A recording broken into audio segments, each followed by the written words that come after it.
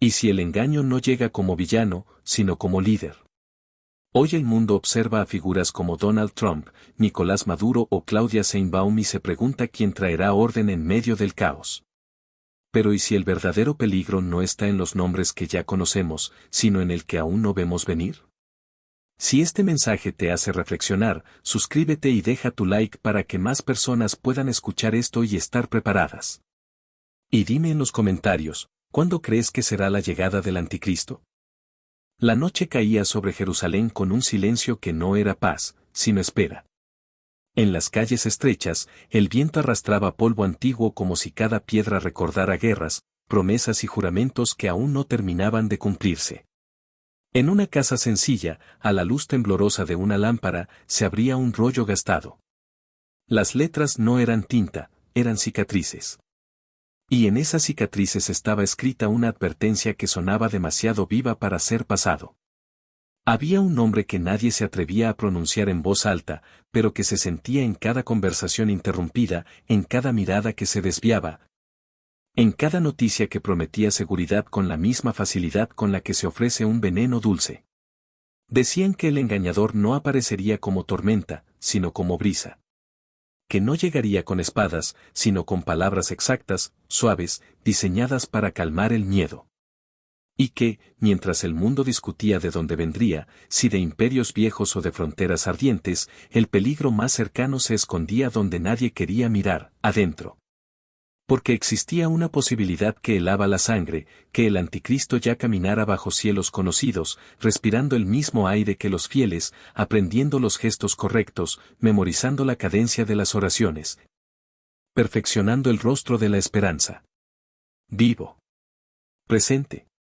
No como figura legendaria, sino como alguien que podía cruzarse en el mercado, saludar con cortesía, prometer alivio, encender aplausos.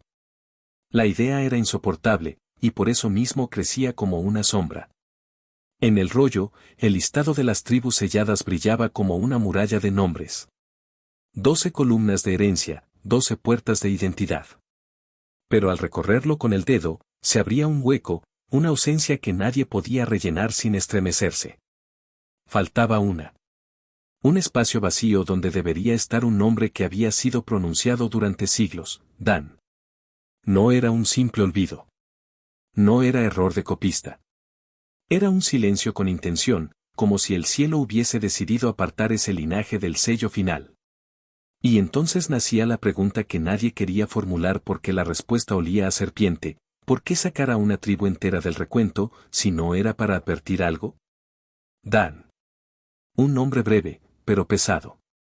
Un eco que traía consigo historias de desviaciones antiguas, de caminos torcidos tomados cuando la obediencia costaba demasiado. En los rincones más oscuros de la memoria colectiva, Dan se asociaba al peligro que no viene de lejos, sino del propio hogar, el enemigo que habla tu idioma, conoce tus símbolos, entiende tus anhelos. Y aún así los usa como llaves para abrirte por dentro. La ciudad seguía afuera, respirando normal, como si nada. Sin embargo, dentro de la habitación, el aire se volvía más denso. Era como si el vacío entre los nombres tuviera gravedad. Una ausencia que tiraba de la fe, la forzaba a mirar donde duele. Porque si el engaño final debía ser perfecto, ¿qué mejor máscara que la sangre compartida? ¿Qué mejor disfraz que el de alguien que parecía pertenecer, que podía presentarse como respuesta, como cumplimiento, como salvación? Un ruido lejano, quizá una puerta cerrándose en la calle, sonó como un presagio. La lámpara titiló, y el rollo quedó abierto justo en el hueco. El silencio de Dan se estiró en la habitación como una advertencia viva: no todo lo que nace dentro es puro, y no todo lo que trae paz es de Dios. Y, en algún lugar de la ciudad, o tal vez más cerca, alguien seguía caminando con calma, llevando en el rostro una esperanza demasiado perfecta. No era una idea, ni una metáfora nacida del miedo colectivo. Era un hombre. De carne, voz y presencia. Así comenzaba a comprenderse la verdad que incomodaba a todos: el anticristo no sería un símbolo para descifrar, sino una persona para reconocer. Alguien que respiraba, que pensaba, que planeaba. Alguien que podía estrechar manos y firmar acuerdos mientras el mundo aplaudía sin sospechar el precio oculto. Los antiguos escritos no hablaban de él con un solo nombre, sino con muchos, como si cada título fuera una faceta de un mismo rostro. Hombre de pecado, lo llamaban, porque su esencia no era el error ocasional, sino la rebelión convertida en identidad. No tropezaba en el mal, caminaba con él como aliado. Hijo de perdición, destinado no solo a caer, sino a arrastrar multitudes en su descenso, seduciéndolas con promesas cuidadosamente diseñadas. Otros lo vieron como una bestia. No por su apariencia, sino por su hambre. Un apetito insaciable de dominio, de control, de adoración. Una criatura que no se conformaba con gobernar territorios, sino conciencias. Que no buscaba solo obediencia externa, sino lealtad interior. Y en las visiones más antiguas, aparecía como un cuerno pequeño, casi insignificante al principio, creciendo en silencio entre otros poderes hasta arrancarlos de raíz. No llegaba con estruendo, ascendía mientras nadie miraba. Su genialidad no estaba en la fuerza, sino en la integración. Comprendió algo que ningún tirano antes había logrado unir del todo: política, economía y religión en un solo sistema. Donde otros reyes gobernaron con espadas, él gobernaría con contratos.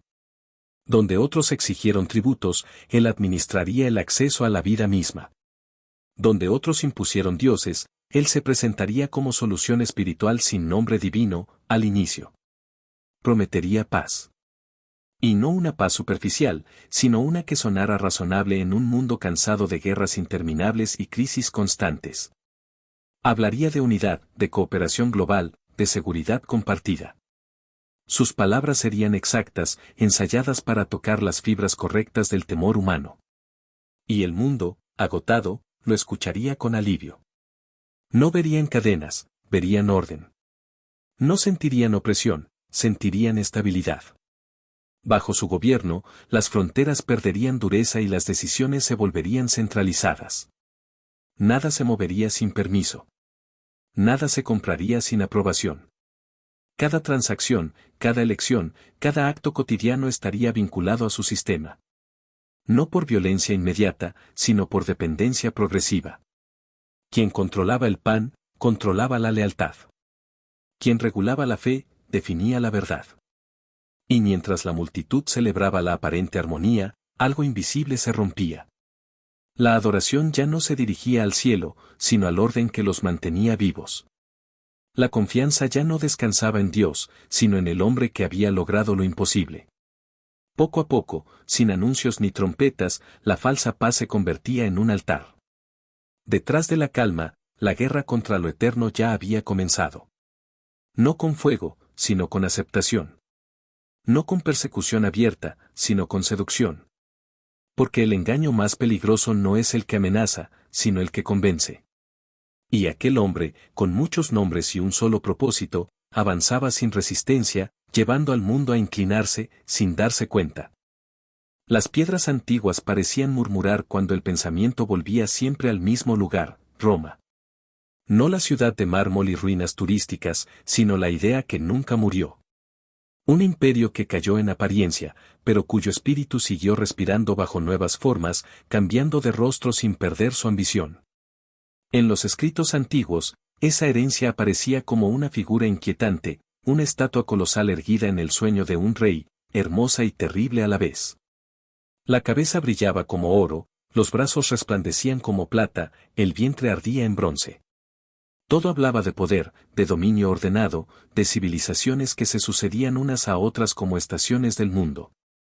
Pero al llegar a los pies, la visión se quebraba. Hierro mezclado con barro. Fuerza y fragilidad unidas en una combinación imposible.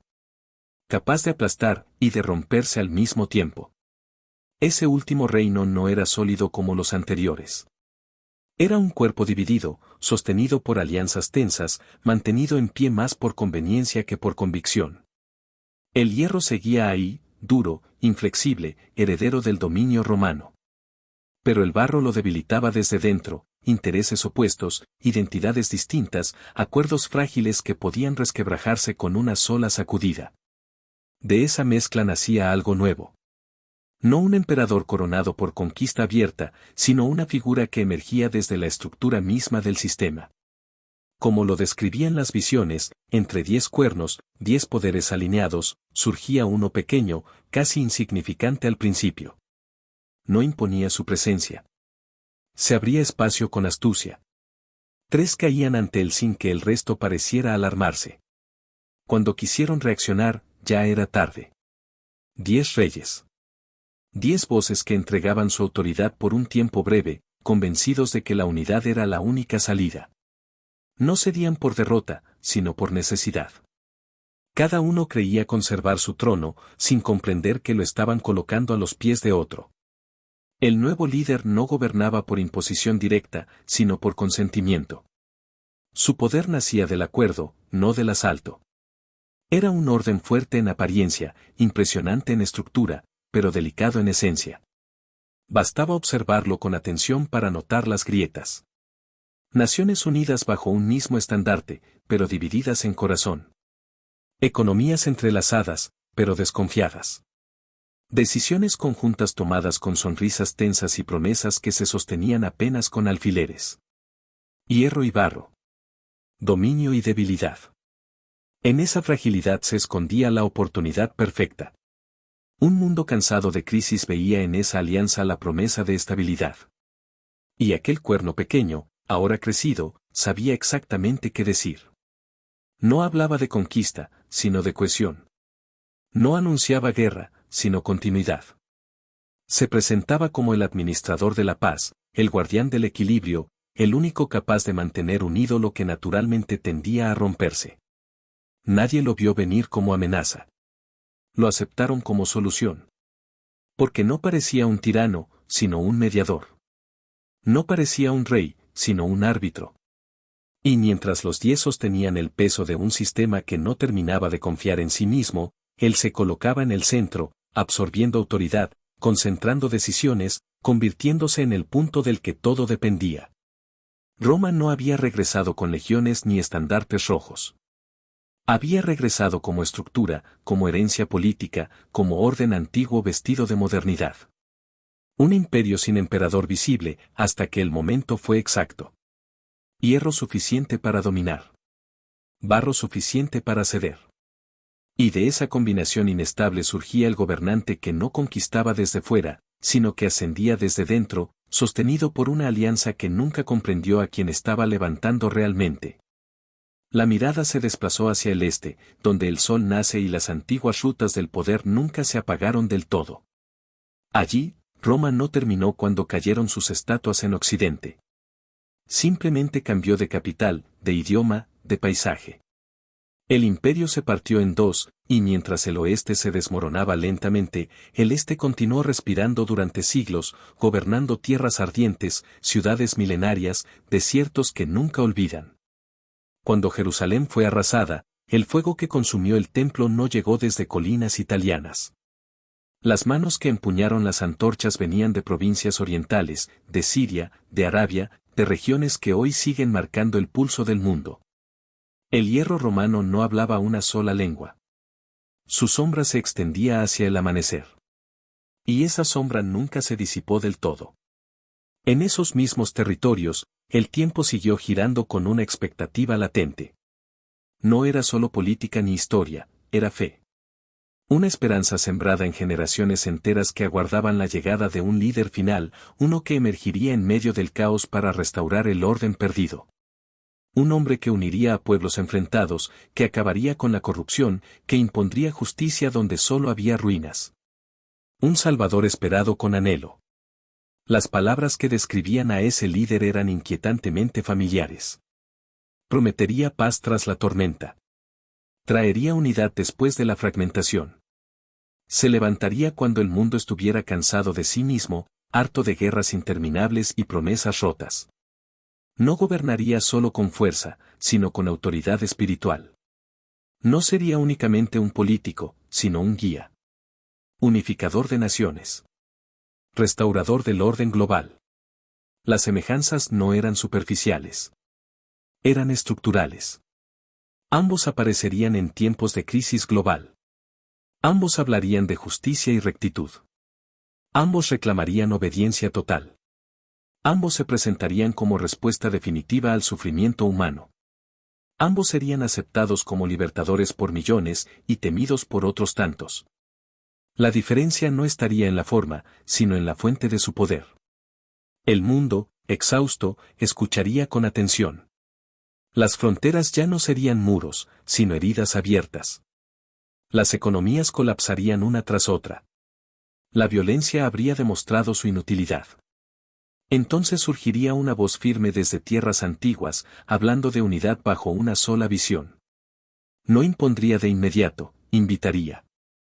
No amenazaría, convencería. Y en esa persuasión silenciosa, las multitudes encontrarían alivio. No sería difícil aceptar a alguien así. Al contrario. Sería lógico. Deseable. Necesario. Un líder nacido del caos, con raíces en una región acostumbrada al conflicto, parecería el único capaz de comprenderlo. Su autoridad no dependería de urnas ni ejércitos, sino de una narrativa espiritual que atravesaría culturas enteras. Una fe compartida es más poderosa que cualquier frontera. Las antiguas profecías hablaban de un gobernante que surgiría de pueblos que una vez formaron parte del mismo hierro imperial. No del mármol occidental, sino del hierro oriental. Allí donde la herencia romana se mezcló con nuevas creencias, creando un terreno fértil para un poder que no sería solo político, sino total. La idea se volvía cada vez más difícil de ignorar. No era una coincidencia aislada. Era un patrón. Historia, fe y poder alineándose con una precisión inquietante. Un líder que el mundo islámico vería como justicia encarnada. Un líder que otros reconocerían como el gran engañador. Dos miradas sobre la misma figura. Dos nombres para un mismo rostro. Y cuanto más se comparaban los detalles, más se cerraba el círculo. Las promesas. El momento histórico. El escenario geográfico. La respuesta emocional de las masas. Todo encajaba con una exactitud que helaba la sangre. No era una teoría nacida del miedo, sino una conclusión forjada por paralelos imposibles de pasar por alto.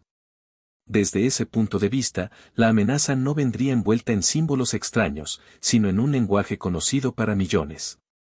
No aparecería como enemigo, sino como esperanza. Y quizá por eso, entre todas las posibilidades, esta parecía la más peligrosa de todas.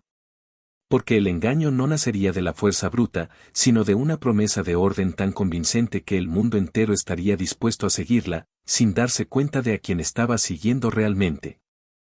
La posibilidad más inquietante no miraba hacia imperios lejanos ni hacia desiertos extranjeros. Miraba hacia adentro. Hacia la sangre.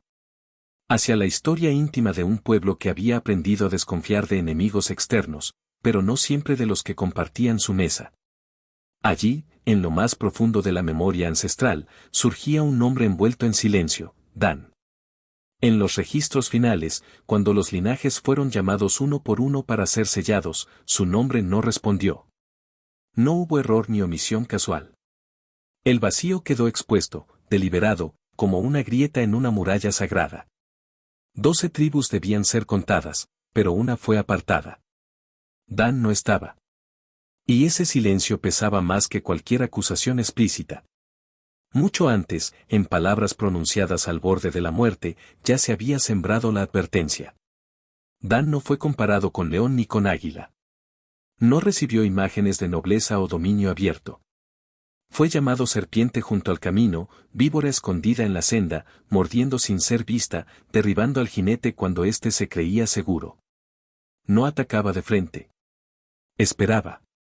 Calculaba. Golpeaba desde abajo. La historia confirmó la sombra. Cuando la tierra fue repartida y cada tribu recibió su herencia, Dan no se conformó. Abandonó el lugar asignado, buscó otro por la fuerza y, en el proceso, abrió una puerta que jamás volvió a cerrarse. Erigió imágenes, instituyó cultos ajenos, dio forma oficial a una devoción que no venía del cielo. Fue el primer linaje en transformar la desviación en sistema, la idolatría en norma aceptada. Desde entonces, su rastro quedó marcado por una fe torcida, apariencia de piedad, fondo de traición. No destrucción abierta, sino sustitución. No negación de Dios, sino suplantación. Y esa forma de engaño era la más peligrosa de todas. Con el paso de los siglos, Israel aprendió a esperar a su libertador. No aceptaría a cualquiera. No seguiría a un extraño sin linaje. El verdadero ungido debía venir de casa, conocer la ley, honrar las tradiciones, hablar con la autoridad de los padres. Debía parecer correcto en todo. Y ahí nacía la pregunta que estremecía incluso a los más firmes: ¿cómo podría el gran engañador ser recibido, si no venía como uno de los suyos? La respuesta se abría paso lentamente, como una verdad prohibida. Si el impostor surgía desde dentro, si llevaba sangre conocida, si hablaba el lenguaje exacto de la esperanza, su entrada no encontraría resistencia. Sería recibido como cumplimiento, no como amenaza. Podría caminar por los lugares santos sin levantar sospechas. Firmar pactos, autorizar restauraciones, prometer protección. Todo encajaría. Demasiado bien. No llegaría para destruir primero, sino para unir. No rompería la fe de inmediato, sino que la redirigiría. Ofrecería paz, seguridad, reconocimiento. Y en ese abrazo inicial, la serpiente haría su obra. No desde fuera de las murallas, sino desde el corazón mismo de la ciudad. El engaño perfecto no necesita máscaras grotescas. Solo necesita un rostro familiar. Alguien que pueda decir soy la respuesta y sonar convincente. Alguien que conozca las profecías lo suficiente como para imitarlas. Alguien capaz de ocupar el lugar de la esperanza sin parecer usurpador. Por eso esta teoría era la más difícil de aceptar. Porque no hablaba de un enemigo extranjero, sino de una traición íntima. No de una invasión, sino de una bienvenida. Si el engañador final surgía de Dan, no vendría a derribar las puertas de Israel. Vendría a atravesarlas abiertas, recibido como salvación, mientras la serpiente, una vez más, mordía desde el camino. Las piezas dispersas comenzaron a alinearse como engranajes antiguos que, tras siglos de quietud, volvían a girar al mismo tiempo. Lo que había sido visto en visiones separadas ahora formaba una sola imagen, nítida y perturbadora. Daniel y el último libro no se contradecían, se completaban. Dos miradas desde extremos distintos del tiempo describiendo el mismo desenlace. Había un patrón imposible de ignorar. 10 líderes. No uno más, no uno menos. 10 poderes que coexistían, distintos entre sí, unidos por conveniencia, no por lealtad. Cada uno con su territorio, su voz, su orgullo intacto.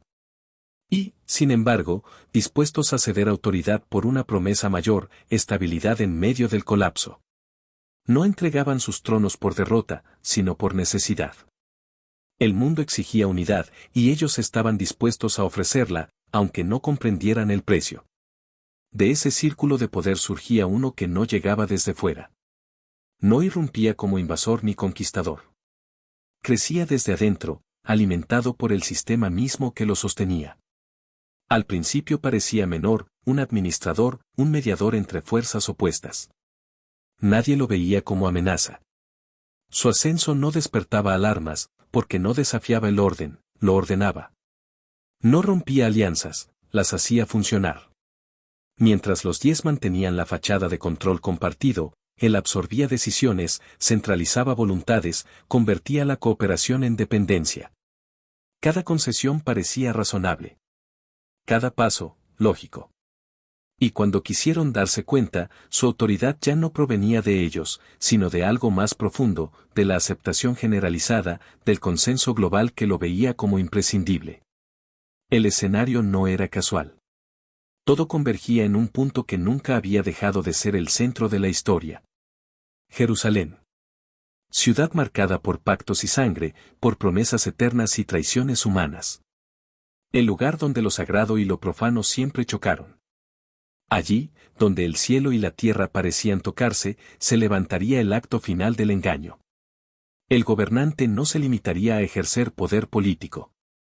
Cruzaría una línea que ningún líder antes se había atrevido a cruzar sin caer. Entraría en el ámbito de lo santo. No como destructor, sino como autorizado. No como enemigo declarado, sino como protector. Y en el corazón del lugar reservado para Dios, establecería su presencia. No con violencia inicial, sino con legitimidad aparente. La profanación no sería un ataque caótico, sino una sustitución calculada. El espacio dedicado a lo eterno sería reclamado por lo temporal. La adoración sería redirigida. El silencio reverente cambiaría de destinatario. Aquello que había sido separado para lo divino sería ocupado por el hombre que exigía lo que no le pertenecía. Ese acto marcaría el punto sin retorno. La señal clara de que el equilibrio había sido roto. No solo un crimen religioso, sino una declaración abierta, el poder humano reclamando el lugar de Dios. La abominación no estaría en la destrucción, sino en la usurpación. En el atrevimiento de sentarse donde solo uno debía estar. Entonces todo encajaría. Los 10 líderes, el ascenso desde dentro, la falsa unidad, la centralización del poder, y Jerusalén como escenario inevitable. No era una cadena de eventos aislados, sino un diseño completo. Un sistema construido para parecer orden y terminar siendo rebelión. Y mientras el mundo celebraba la culminación de la paz prometida, el acto más sagrado era profanado. No con estruendo, sino con solemnidad. No con rechazo, sino con aplausos. Porque el engaño final no vendría envuelto en caos, sino en una calma tan convincente que solo quienes recordaran las antiguas advertencias reconocerían el momento exacto en que todo había sido cruzado. El engaño no sería improvisado. Estaría construido con paciencia, como una obra maestra destinada a resistir cualquier sospecha. Cada paso tendría un propósito, cada gesto una razón. Nada quedaría al azar, porque el objetivo no sería conquistar por la fuerza, sino convencer al mundo de que no existía alternativa. Todo comenzaría con el linaje. En un tiempo de confusión, cuando los archivos antiguos recuperaran valor y las genealogías olvidadas volvieran a abrirse, surgirían documentos, sellos, testimonios. Pergaminos rescatados, registros preservados contra toda expectativa. Pruebas suficientes para sostener una afirmación imposible de refutar a simple vista: sangre real, descendencia correcta, raíces que parecían conducir al trono prometido. No importaría si eran auténticas o cuidadosamente fabricadas, en una generación desesperada por creer, la verosimilitud bastaría. El nombre de David volvería a pronunciarse con esperanza, y aquel hombre sabría exactamente cómo dejar que esa esperanza creciera sin contradicción. Luego vendría la paz. No una paz superficial, sino un pacto solemne, firmado ante el mundo como si fuera el fin de siglos de conflicto. 7 años. Un número que resonaba con perfección, con cierre, con descanso. El acuerdo prometería seguridad, reconocimiento, estabilidad. Y como señal tangible de que una nueva era había comenzado, permitiría lo impensable, la restauración del lugar sagrado. Piedra sobre piedra, el templo volvería a levantarse. El sonido de martillos sería interpretado como música celestial. Oraciones antiguas regresarían a labios que llevaban generaciones esperando ese momento. Y él estaría allí, no como usurpador, sino como garante. Mientras la fe se reorganizaba alrededor de ese logro histórico, algo más profundo comenzaría a manifestarse. Señales. No simples discursos, sino actos que desafiaban la explicación común. Curaciones públicas. Fenómenos imposibles. Palabras pronunciadas que parecían cambiar la realidad. No serían milagros caóticos, sino precisos, oportunos, diseñados para confirmar la autoridad de quien los realizaba. Cada prodigio reforzaría la narrativa: el cielo está de su lado. Y aunque la fuente de ese poder no fuera divina, el efecto sería el mismo. La multitud no preguntaría de dónde venía la luz si lo cegaba con suficiente intensidad. Con el tiempo, la admiración se transformaría en dependencia. Y entonces, sin anuncio dramático, el sistema cambiaría. La economía, ya debilitada por crisis sucesivas, sería reorganizada bajo un nuevo orden. Eficiente. Seguro. Total. Comprar, vender, trabajar, vivir, todo quedaría vinculado a una sola estructura. No sería presentado como imposición, sino como solución. Un signo de pertenencia. Una marca de confianza. Quien la aceptara, seguiría adelante. Quien se negara, quedaría fuera. Al principio parecería administrativo. Luego, inevitable. Sin esa señal, no habría acceso. Sin acceso, no habría subsistencia. Cada decisión cotidiana se convertiría en un acto de lealtad. No solo al sistema, sino al hombre que lo encarnaba. El control no sería solo económico, sería existencial. La supervivencia misma estaría ligada a la obediencia. Así, el círculo se cerraría. Linaje para ganar confianza. Paz para ganar legitimidad. Señales para ganar devoción. Control para asegurar adoración. Cada capa reforzaría la siguiente hasta que escapar se volviera impensable. No habría necesidad de ejércitos marchando ni prisiones abarrotadas. La mayoría caminaría voluntariamente hacia la sumisión, convencida de haber elegido el camino correcto. Y cuando el mundo finalmente se encontrara seguro, ordenado, unido bajo un solo liderazgo, pocos notarían que la fe había sido desplazada, que la libertad había sido intercambiada por estabilidad. Que la verdad había sido sustituida por conveniencia. El engaño habría triunfado no por brutalidad, sino por coherencia.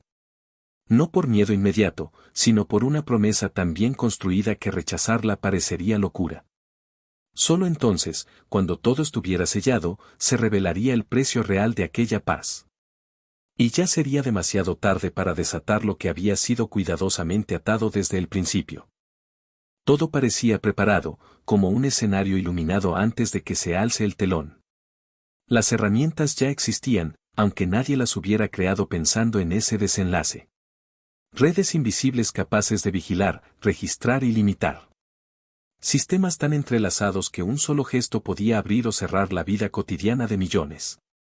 Pactos firmados con sonrisas, acuerdos sellados en nombre de la estabilidad, mecanismos de control presentados como avances inevitables. Nada faltaba. Solo el momento. El mundo se había acostumbrado a ceder libertades a cambio de seguridad. Paso a paso, sin sobresaltos. Lo que antes parecía impensable ahora resultaba razonable. La tecnología no era enemiga, era comodidad. Los tratados no eran cadenas, eran esperanza. El control no era opresión, era orden. Así, sin darse cuenta, la humanidad había construido el trono perfecto para el gobernante que prometía sostenerlo todo. Pero la calma no era el final. Era la antesala. Porque, por más sólido que pareciera el sistema, había un límite que no podía cruzar. Un poder que no podía imitar. Un nombre que no podía suplantar. Cuando el engañador se elevara al máximo, cuando su autoridad pareciera absoluta y su dominio incuestionable, el cielo no permanecería en silencio. No habría negociación. No habría proceso largo. La caída no sería gradual, sino instantánea. No sería derrotado por ejércitos humanos ni por rebeliones tardías. Bastaría una sola manifestación de la verdad. Una presencia imposible de imitar. La misma palabra que había dado origen a todo pondría fin a la mentira con la misma facilidad con la que la luz disipa la oscuridad. El aliento del verdadero rey bastaría para deshacer al impostor, como si jamás hubiera sido más que una sombra sostenida por el engaño. Entonces quedaría claro que todo su poder había sido prestado, que su reinado había sido breve, que su triunfo había sido una ilusión permitida solo por un tiempo.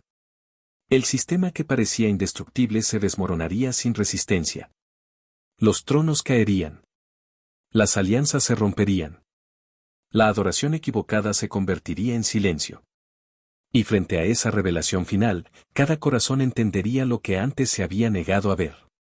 Que ninguna tecnología puede salvar, que ningún tratado puede redimir, que ningún hombre puede ocupar el lugar que no le pertenece. La historia no terminaría con el engañador, sino con su juicio. No con la bestia, sino con el rey legítimo. La advertencia ya estaba escrita, no para sembrar miedo, sino discernimiento. No para paralizar, sino para despertar. La pregunta no era cuál teoría resultaba más convincente, ni desde dónde había surgido el engaño. La pregunta verdadera siempre había sido otra: ¿quién sería reconocido cuando la verdad se presentara sin velos?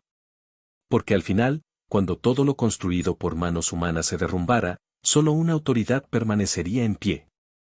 Y en ese instante, cada voz que alguna vez dudó comprendería que el desenlace nunca estuvo en manos del impostor, sino reservado desde el principio para aquel cuya luz ningún engaño pudo apagar. La advertencia no llegó envuelta en enigmas imposibles ni en símbolos difusos. Fue directa, urgente, casi brutal en su claridad. El lugar estaba señalado desde antiguo, como si toda la historia hubiera gravitado siempre hacia el mismo punto. Judea. Jerusalén. La ciudad donde las promesas nacieron y donde el conflicto final encendería la mecha. Allí, cuando la señal apareciera, no habría margen para interpretaciones ni tiempo para debates. El momento sería tan preciso como peligroso. En el instante en que lo impensable ocupara el espacio reservado para lo sagrado, la orden sería una sola: huir. No esperar. No confirmar. No preguntar si era prudente. Correr. Las casas, que durante generaciones habían sido refugio, se convertirían en trampas. Los techos, desde donde se observaba la ciudad, ya no serían miradores, sino puntos de partida. No habría permiso para descender por objetos olvidados ni para rescatar recuerdos. Ni documentos, ni ahorros, ni mantos. Nada valdría más que la vida. Mirar atrás sería tan fatal como quedarse. Los campos, normalmente símbolo de sustento y rutina, se volverían rutas de escape. Quien estuviera trabajando no regresaría por abrigo ni herramientas. El tiempo se comprimiría hasta volverse un cuchillo. Cada segundo contaría. La urgencia no nacería del pánico, sino de la certeza de que la demora equivalía a la muerte. Jerusalén, rodeada, vibraría con un sonido distinto. No sería solo el ruido de ejércitos, sino la sensación de que algo irreversible había comenzado. El lugar donde tantos habían orado, donde se había invocado el nombre de Dios durante siglos, se transformaría en el epicentro de la angustia. La ciudad santa se convertiría en el corazón del peligro. La zona cero. Pero incluso en medio de esa urgencia brutal, había una promesa silenciosa. La huida no sería hacia el vacío. No sería una carrera desesperada sin destino. El camino conduciría al desierto. No como castigo, sino como refugio. Un lugar que siempre había parecido inhóspito, improductivo, abandonado, preparado desde antes. Allí, lejos de murallas y templos profanados, existiría un espacio oculto, sostenido no por recursos humanos, sino por provisión divina.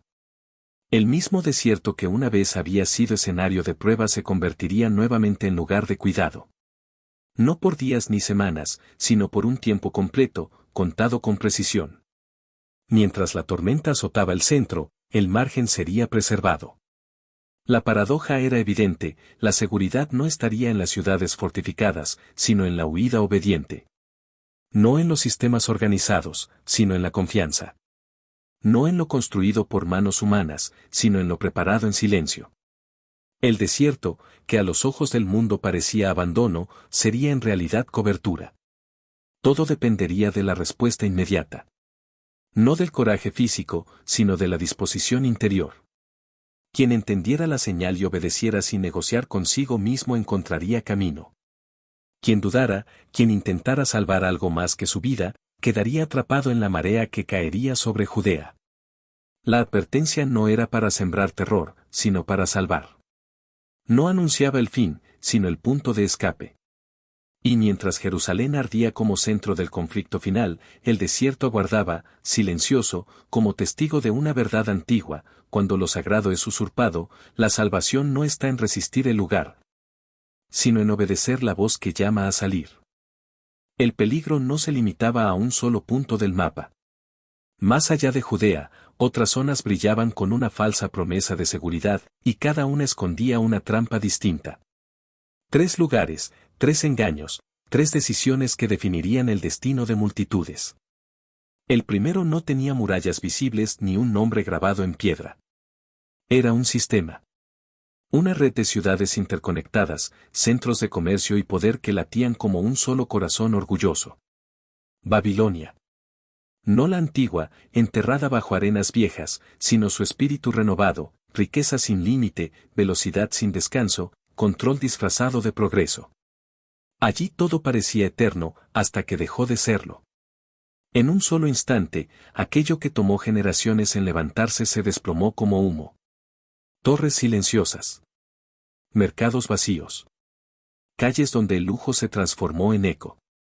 La caída fue tan rápida que no dejó margen para huir. Estar dentro cuando comenzó significó quedar atrapado bajo los escombros de un mundo que creyó no necesitar a Dios. El segundo refugio parecía más sólido. Subterráneo. Blindado. Construido por manos humanas con la obsesión de sobrevivir a cualquier escenario. Búnkeres excavados en roca, llenos de provisiones, tecnología y planes. Allí descendieron poderosos y comunes por igual, convencidos de haber burlado el desastre. Pero bajo tierra no había paz. Solo oscuridad prolongada. El silencio se volvió insoportable. El aire escaseó. La espera se convirtió en desesperación. Aquellos muros que prometían protección se transformaron en tumbas. Porque no se puede esconder el alma en cuevas cuando la presencia de Dios llena cielo y abismo. La autosalvación mostró su límite, ningún refugio humano puede sostener la vida cuando la confianza está mal puesta. El tercer lugar era el más peligroso de todos. No por su apariencia, sino por su consecuencia eterna. Centros donde se ofrecía una solución simple a un problema insoportable. Un gesto. Una marca. Acceso inmediato a comida, trabajo, normalidad. Allí las filas crecían impulsadas por el hambre y el miedo. Parecía un trámite administrativo más, una decisión pragmática para seguir viviendo. Pero en ese acto silencioso se cruzaba una línea invisible. No era solo economía. Era adoración. No era supervivencia. Era rendición. Una vez aceptada, no había regreso. Lo que se ganaba por un momento se perdía para siempre. En medio de esas advertencias, una voz persistía, firme y clara, atravesando el ruido del colapso. No llamaba a esconderse ni a aferrarse a sistemas moribundos. Llamaba a correr. No hacia ciudades ni refugios subterráneos, sino hacia una persona. Hacia el único nombre que no se derrumba cuando todo cae. Correr hacia Jesús no significaba ausencia de dificultad. Significaba dirección. Significaba confiar cuando no había garantías visibles, creer cuando el mundo ofrecía atajos, elegir fidelidad cuando la presión exigía traición. No era huida cobarde, sino entrega consciente. Un abandono del control propio para abrazar la provisión que no falla. En ese correr, muchos elevaron una súplica sencilla, nacida no del miedo, sino del reconocimiento, que Él era el único refugio verdadero, la única roca firme en medio del temblor. Y al pronunciar su nombre, el caos perdía poder. La oscuridad no desaparecía de inmediato, pero dejaba de gobernar. Así, entre ciudades que caían, refugios que fallaban y decisiones irreversibles, quedaba una senda estrecha pero viva.